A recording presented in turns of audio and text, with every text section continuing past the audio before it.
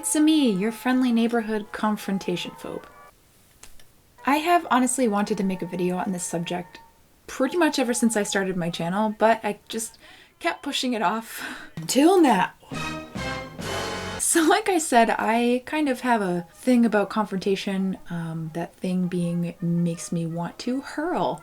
But I feel like someone like me who has a channel that does have videos about vintage style that may include viewers who are new to the style and or looking to get into it, and some younger people, I feel like it's almost kind of my responsibility to address this subject. I think misconceptions are a bit unavoidable when it comes to personal style. It's what our monkey brains do. We're presented with information, we analyze it, inform assumptions and judgments. And I think when your style is out of the norm, it is easier for people to kind of form their own conclusions about you. And obviously this is quite true for a vintage style or having a style that evokes a different time period. So what I wanted to do was chat a bit about the misconceptions that come along with dressing vintage, and to do this, I went ahead and asked some of my favorite creators to help contribute to this. So it's not just me sitting here telling you that racism is bad.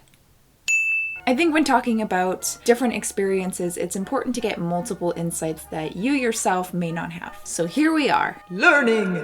Can't go one video without making that voice, it's too fun. And yes, my friends, I am definitely afraid of confrontation, but I also feel like since my channel is no longer strictly vintage like it was in the beginning, hopefully have weeded out the folks that used to comment saying stuff like how having a flat screen in my TV isn't period accurate, how cursing makes me unladylike. No, I may have just said fudge instead of actually cursing, but if I did want to curse, I could. And listen, I think romanticism of the past happens, okay? It's not inherently bad, and almost every single time period has something that you can romanticize. The 70s, Fleetwood Mac. The 80s, movies and music. The 2000s, Ashley Tisdale's iconic red carpet fashion. But I think the important thing to realize is that although you may love some aspects of a time period, other things in that time period certainly don't deserve to be brought back. So for this video, we're just gonna go ahead and take off those nostalgia glasses. Literally taped glasses to my lens for that bit. Validate me. Bringing me to my first major misconception. The phrase, born in the wrong era. Now, okay, I know that when people say this, they most likely don't mean, hey, you know what's swell? Segregation. Unless, you know, they're a garbage human. There's nothing in that cup. I know that people don't mean this literally, and when they say this, they're most likely talking about the fashion, but I think that's kind of what I'm talking about when I talk about people romanticizing the past and maybe not thinking about the full picture. And I didn't really think that people were still romanticizing the past this bad until I stumbled upon certain videos on TikTok or the comment section on old photographs on Facebook. But we will talk about that a little bit more later.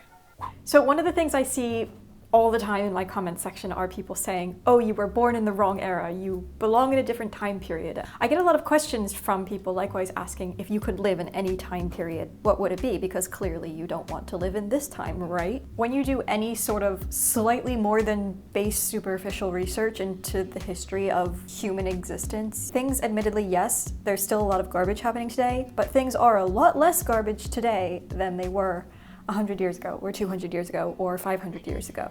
So many people will come up to me at events or say online, don't you wish that you lived back then? My answer is wholeheartedly no. No, not at all. Though I certainly love the music is a big part of what I do for a living. The film, the fashion, I would not be able to live the life that I do if I lived in the past. My people were persecuted. I used to hear that a lot. It always troubled me because, you know, people look at eras through rose-colored glasses and they're not paying attention to, you know, the racism and sexism. They have this weird, like, dreamlike image of what it used to be like back then. This Hollywood type, stylish, dreamy. Just because I dress like it's 1955 doesn't mean I wish that it was 1955. I was not born in the wrong era. I'm openly gay, very, very proud homosexual lesbian.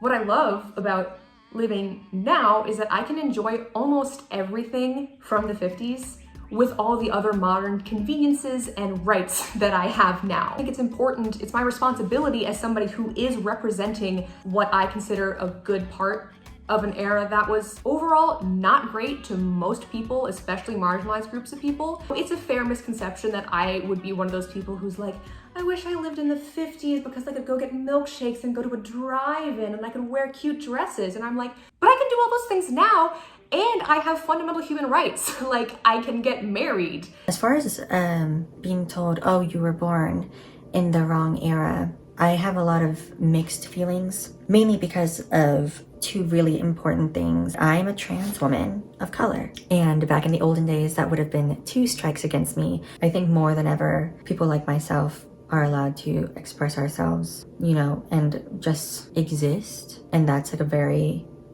important thing for me. Another misconception is that I am wearing all this because I'm nostalgic and I'm missing those times. Which in my case, I'm wearing 1940s clothing, so obviously that would be ridiculous. I'm a Polish person, probably the era I would be the least inclined to live in. Really appreciate the aesthetic of it. You know, of all the fashion styles and history and trends, this is just the era that I identify with the most. Today, I work as a physician. That's 4 years of medical school, 4 years of residency, and I've been in practice for 4 years. I really wouldn't have been allowed that, even in the Victorian era, which a lot of people cite because you hear about Elizabeth Blackwell being the first woman doctor. Well, she had almost no patients because no one wanted a female doctor. I love my job. I do my job 60 to 80 hours a week. So being able to balance my family and my work, my career, and my hobbies is really something that's important to me. I would not actually like to live in those periods. I do quite appreciate having the right to vote, having a polio vaccine. I mean, just memes. I would miss memes. Being able to have a sense of independence, to be an independent woman, living on my own, earning my own living. The irony of that being, I make my living on the internet doing historical things. Wow, that's really weird. When I walk in the street and elderly people call me Eva Braun or Nazi, and that's because they have a certain image of their 40s. They probably were there to live it. I think that's way worse, that people think that I want to be born, I want to be alive in the 40s. I want to look like this, and I'll feel like that. Does this read too much like I'm the host of America's Funniest Home Videos? Well, gee, those were some great clips, folks. I think social media tends to magnify the romanticism that people have of the past. And again, I don't think anyone is trying to be malicious, but I think there's also a tendency to think things were better just because they were in black and white. Things like comments on old couples photographs on Facebook saying, love was so much better back then. Back when men were men and women were women. Or weird videos on TikTok from boys being like, POV, it's 1935 and we spot each other in the cafe. Love hasn't changed. Because of social media, we just hear more about the bad stuff, and we don't have selective photographs that may or may not have told the whole story. I mean, I guess that's social media in a nutshell. My point being that loving the aesthetic of an era, totally fine. But let's not presume that life was better or simpler back then, because I can assure you that for the majority of people, it was not. I like to think of it as a classic car. I love how they look, but if I could, I would take modern technology and car parts on the inside, but still have the retro-looking exterior. It's me. I'm an old car. I think a phrase that has become very poignant in today's vintage community is vintage fashion, not vintage values. Now, of course, this isn't canceling out all vintage values. No one is saying you can't be a housewife or put family first or believe that people should look their best when out in public. Go for it. Personally, I believe that people can wear whatever the heck they want, including sweatpants or a full suit of armor. Unfortunately, when you do get a bit more dressed up to go somewhere, that can give the impression that you hold others to the same standard, or that you look like that all the time, which couldn't be further from the truth because 80% of the time I look like this. I think what's so great is that we live in a time where most of us have the choice. Now, of course, there's some privilege in that sentence because not everyone can dress how they like and or have access to the styles that they love. So to talk about vintage fashion, not vintage values, I invited Dandy Wellington to talk a bit about it. Vintage style, not vintage values is a motto, credo, doctrine, mantra that simply says that though my clothes and my style may be old-timey, my values and my perspective on social issues are not. Given the language, the perfect language to express how I've always felt, I now wear it as a badge of honor. You know, it's interesting in this vintage community, this incredible world vintage community that we have, you know, there's people in Japan and Australia and London, in New Orleans and LA, but yet there aren't that many people of color who are involved. Mainly because it wasn't a great time. But there's so much power, especially in the Black experience. There's so much power in that time. The things that were created out of strife, out of hardship, jazz, and swing dancing. So much of that hardship reaped such innovation. A big part of my mission every day is to honor that history. I'm born and raised in Harlem, the Harlem Renaissance. This is where it happened. A big part of my existence in this vintage community is to continue to speak truth to that history, honor it. The irony of being friends with so many of the vintage people, the vintage lovers, and our social circle is that almost all of them, to a person, I believe, are very progressive. You can love certain things from a certain period. You don't have to love everything from a certain period. And it's a great opportunity for us to be able to pick and choose the pieces that we like. So one day it may be a 1920s inspired suit, or the next day it may be a 1960s outdoorsman outfits. Vintage clothing is a great conduit for us to pick and choose different aesthetics that we like, depending on what we're doing or what our mood is that day. I've met some of the most incredible people in this community, some of the most forward-thinking, progressive, active, inspirational people who fight for this world that we're in now, who fight to make it a better world, they do that hard work, but they also dress in old clothes. The incredible community of beautiful vintage lovers that I have found. We all share the same mindset of vintage style, not vintage values. It's really, really important, and I have met so many wonderful friends and beautiful souls of all ethnicities, genders, races, sexualities, sexual orientations, abilities, etc., who just want to share their love for vintage with others and who do nothing but lift each other up and support each other. That magical nerdery of vintage style, it's electric. So many of us who love this vintage life are historians in our own right. We may not teach at universities, but we are historians. We love history, the good and the bad. We want to understand it. We want to understand it not just through facts and figures and stories, but also in a tactile way. Understanding the clothes, understanding old things. There's an appreciation there. The base connection throughout history for all of us, it's our clothes. And so by studying clothing and learning how to make clothing, I'm able to take my modern headspace and start to go down that path of what did they think like? How did they function in the past? And so by studying the clothing, you have this gorgeous direct connection to the past. Good, bad, and ugly. My great-grandmother was born in 1890. She was a dressmaker. By putting on her clothes, or some clothes that are somewhat like what she used to wear, I can get an insight into what she felt like. Staying in your hometown all your life and never travelling, and going and travelling the world. Travel gives you context. So travel through time also gives you context. Oh, looking at life with a wider perspective. Why should I not travel widely? I want to be well travelled. I am always interested to hear why people are drawn to certain eras of fashion. For me, I think it's almost a way for me to create my own character. I've always been interested in costume design, and I feel like this is my way of expressing myself and being able to create my own narrative and play with textures and colors and moods of an outfit. Clothing is such a form of expression and always has been. One day I can look like I am about to pickpocket your antique watch out of your back jacket pocket, hop on my skipper plane to go find some treasure, or wait for Mr. Darcy to tell me I'm not handsome enough to tempt him. I also find that vintage fashion, personally, is the most flattering on my body. And who can deny a nice swooshy skirt or a nice fitting pair of trousers? I also think the reason I just do is perfectly reason enough. I don't think you need a scientific explanation as to why you enjoy the things you do. Sometimes you just do.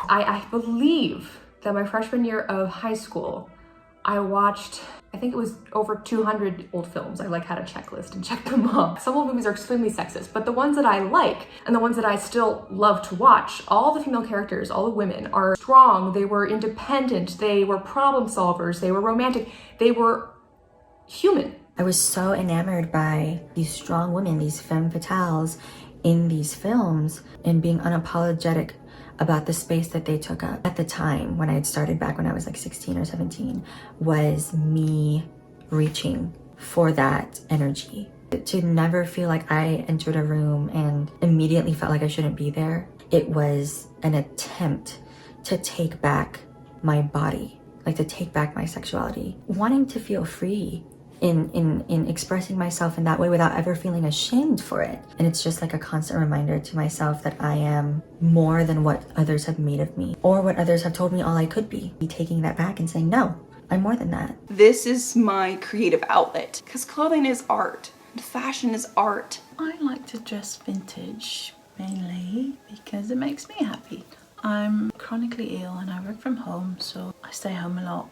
But just dressing up makes me happy and gives me energy. When my mental health was at its lowest, the thing that saved me was vintage. It was something that I was passionate about. Sometimes the only thing getting me out of bed that day, honestly, was oh, I have a pin curl set to brush out. It's a self-care ritual for me, honestly. It has always been for me and only me. It will never be for anybody else. And it has nothing to do with other people. If I could avoid being seen by other people as extravagant or weird sometimes, I would gladly take that.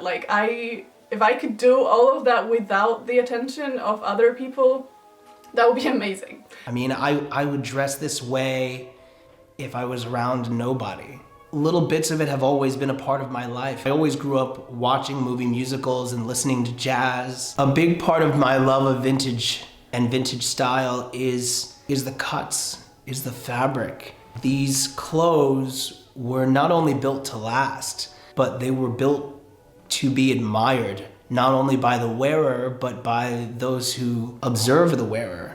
Not only you're not required to update your wardrobe every now and then, but also it's better for the environment that way. If clothes are well made and they fit us, you don't need to change them for, just because social expectations tell you so. It's a style and quality you're not going to get today's world in fast fashion. My style is heavily influenced by my ancestors. I like to think that I dress the way they would have if they had all the resources that I have today in the year 2020. I'm also very passionate about sustainability. I try to only buy fair trade cloth or garments, making my own clothes or have someone making them for me. And I also reuse fabric. So like the sleeves I'm wearing, these used to be a pair of pants. I like wearing these styles of clothes because I like how my body looks in them. I think that modern fashion can be super interesting at times, but it definitely does not cater to a wide variety of body types. I really started dressing like this because, well, it's all Carolyn Chapman's fault. She wrote a book in 1984 and I was 10 and I got this book out of my local library. This woman on the front looked so stylish that I thought, I want to look that cool. Style on a Shoestring is a guide for paupers in the 1980s. I mean, check out the fingerless gloves. I had no interest in being like everybody else. You're not going to accept me anyway, so I have nothing to lose. I'm trying to bring something unusual into people's lives. I enjoy making people stop and go, what?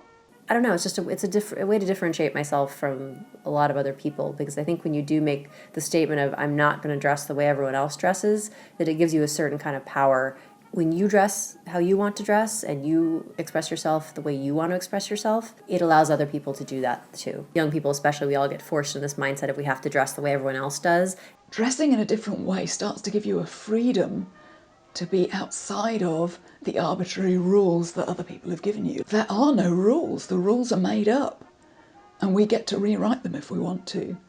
Now, not every misconception you face when you dress out of the norm has to be so serious. There are some really weird and funny interactions you can get when you confuse people just enough with your style. If I had a dime for every time I asked if I was in a play, I would have 2 dimes, which is not a lot of dimes, but it's weird that it happened twice. And that's a TikTok. Most of the time people either look at you like Chloe or like Computer Kid, who also might be Kazoo Kid. I think the first instinct of people registering your fashion is that you have to be in costume. We were in New York and we were doing stuff. People just kind of, like, we got stared at a lot. But I think a lot of people just assumed that we were in a show on Broadway, and they were like, oh, these actors just running around. I feel like the biggest compliment I could get is from like a little old lady. And they're like, you look like my mom, you look like my grandma, or you look like me when I was younger. And it's just like, it feels so good because it's like, yes, I'm doing it right. I have the hair down. One time I was walking by 2 little boys and they were laying outside, and one of them, who was probably like 8, was like, that lady looks like a princess. And I was like, thank you. It makes my childhood self happy. I feel like I've sort of manifested into a woman, into a person that my childhood self would absolutely look up to. One of our favorite, funnier stories was we hadn't been dating that long, and we went to a Dance of Vice party, which is very over-the-top dressing, and we walked into this diner afterwards for a late-night meal, probably 2 a.m. or something like that, and everyone's jaw hit the floor, and I think they thought maybe we had just gotten married, and we got a big round of applause, I believe as we were leaving, and it really made us happy to know that we had kind of confused and delighted people in equal measure that day, that night. And everywhere I go, I get, oh, Mary Poppins! Silhouette-wise, you might look at me from a distance on the street and say, wow, that looks like Mary Poppins, i.e. completely Edwardian. It doesn't feel weird to me. It doesn't feel like I'm in a costume in any way because the clothes just feel like me. Ooh, there's other people who tell me that I shouldn't be doing what I love because I'm Asian, and other people say, oh, well, they didn't have Asian people in France back then, and I'm just going, dude, it's a costume. I know I'm not Marie Antoinette. Now, outside of historical sites, I've had people call across a street in New York, Aunt Jemima. I understand that I am a beautiful, fat Black woman. I take that as an invitation to be their own personal historical interpreter for the day, or at least for the next 5 minutes. What they think is going to be like a little funny joke in that moment, they realize that they have just stepped in it. In high school, I learned through one of my teachers that there was a rumor going around the school that I was a ghost, which I adore. Put on this big raincoat, took off my colours, didn't have any makeup on, and I walked the dog. In the afternoon, the weather had cleared up, I felt a lot better. I did my hair, did my makeup, and walked the dog again. My neighbour, who was an elderly man, he stopped me and he said, I saw your sister this morning, and I waved at her and she didn't wave back. And I just looked at him. I went, my sister? Yes, your sister this morning walking the dog. Finally put 2 and 2 together and realised that he thinks that I am my own sister simply because I looked so different from how I usually look. This was 2 years ago, and because I didn't correct him then, I haven't since. He still thinks that I am my own sister, which I think is hilarious. I sometimes catch someone staring at me and I'm like, is there something on my face? And then I'm like, oh, yeah, that's because I'm wearing vintage, okay. I just sort of stopped noticing people doing that. I'm kind of conscious entering a crowded space, but you know, it's not going to stop me from entering that room. They're probably going to go home or to work and they're gonna be like, you know what, I saw this really strange girl on the tram yesterday. She was wearing like 1940s style, head to toe, and you know, I'm just gonna be a story. I don't see anything wrong with being a story. So we've come to the end of this massive spiel. Like I said, I put off making this video for so long, but I think with this kind of new wave of romanticizing the past in social media, I just wanted to put my stance out there and let you hear from some amazing freaking creators and people about their experiences. I'm a big believer in dressing in a way that makes you happy. Like I have previously said, we are all meat bags, and you may choose to decorate your meat bag however you see fit. But I think naturally with vintage fashion and with historical costumes, there are some connotations and some judgments that come with that. So I just wanted to offer some insight from myself and from the other creators. Please make sure you check out all of the wonderful folks that helped contribute to this video. I'll have all their links and handles in the description below. That is it. I love you guys whether you're new or old to this channel. If you're new here and you feel like sticking around, feel free to subscribe. I upload every Friday and we have fun here. And I will see you in my next video. Bye! Get on in here. I look like I'm in Jurassic Park. Hi, Rachel. I'm recording. I feel like a sausage. What is he doing up there? River dance? You know me, putting things down and forgetting where to put them. That isn't something that only I do anyway. I have no idea what you mean. Bringing... Love you guys whether you're new or old to this channel. Ooh, baby, baby. Ooh, baby, baby. Do I talk with my hands too much?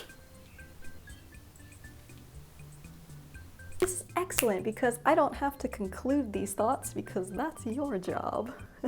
Some things about the modern world that we live in are amazing. Bras are not one of them.